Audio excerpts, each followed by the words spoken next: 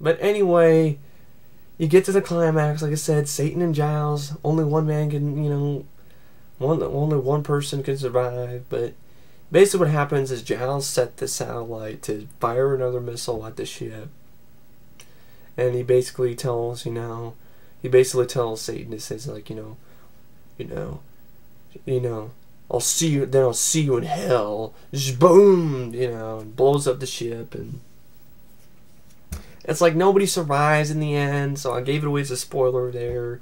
So but in my opinion, the film kind of earns that, but at the same time I would have liked, maybe God shows up and miraculously saves, Will Bledsoe has a moment of faith, and God shows up and, vanquishes Satan and fixes the ship, and he ends up getting back to Earth safely.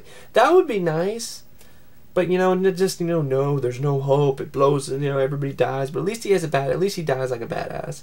He sets the coordinates to blow it up. And he's like, I don't know, if... I know I won't make it out alive, but I'll make sure damn sure you won't either. And then I'll see you in hell. Boom! At least that was at least, At least he had a little... He didn't go out like a bitch, so to speak. He stared Satan right in the eye. And just said, alright, I'm going to take you down with me, motherfucker. So then basically, you have the pan shot at the end, which is really, it gives me chills thinking about it. It's a really good pan shot.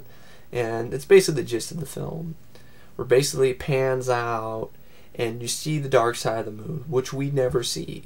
And it's got all the ships and helicopters and planes that went missing in the Bermuda Triangle. And the film ends with this other ship, I think it's like the Spaceship Titan or something basically saying, oh, we are the shuttle, blah, blah, blah, and we're lost. We've lost all communication. Mayday, mayday. And then we're heading towards the dark side of the moon. And you're like, oh, God, it's going to start all over again. But, it's called The Dark Side of the Moon, so it is a dark movie. I would have liked, like I said, really liked to maybe have the ending where, Jesus or God or something comes in and vanquishes Satan.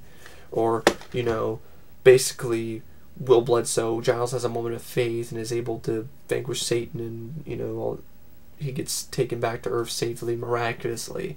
That would be, hey, okay, it was something different. Or you find out it's not Satan, it's just an alien, and Bledsoe finds a way to fuck it up.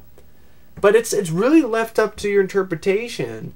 Now, I understand, he finds out, looks at the numbers on the triangle, and you find it there's triangle, and finds out that he takes away all the other numbers but 6 in the coordinates, and it turns it into 666. And if they were the 666th ship that was going to get lost, I understand that. But it leaves it ambiguous enough that I think it could be Satan. But then again, it could also be an alien.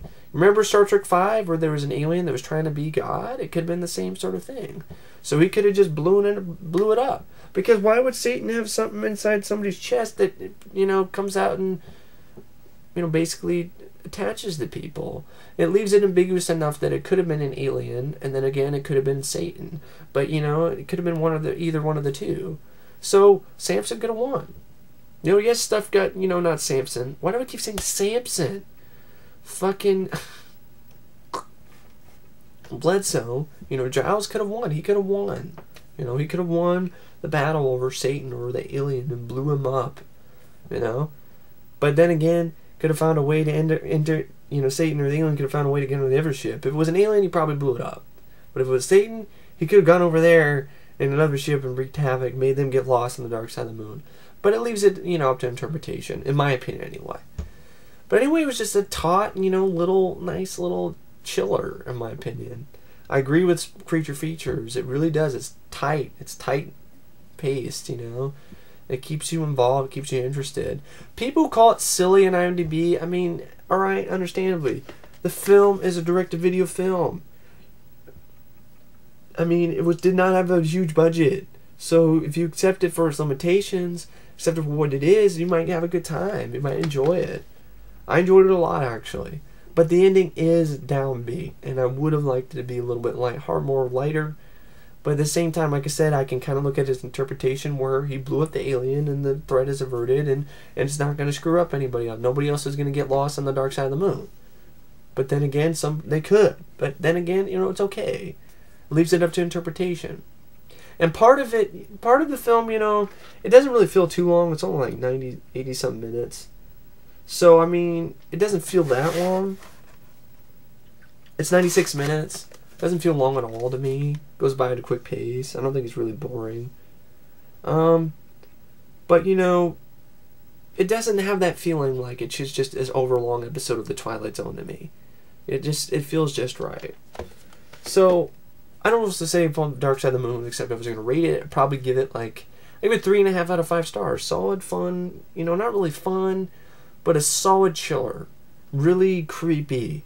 Really, it has this really foreboding sense of dread about it. That really does kind of, it's creepy. The film does kind of stick with you with that. And, I don't know what else to say, except I would recommend it. I would give it a look. Might post on my blog sometime. But anyway, because I did before.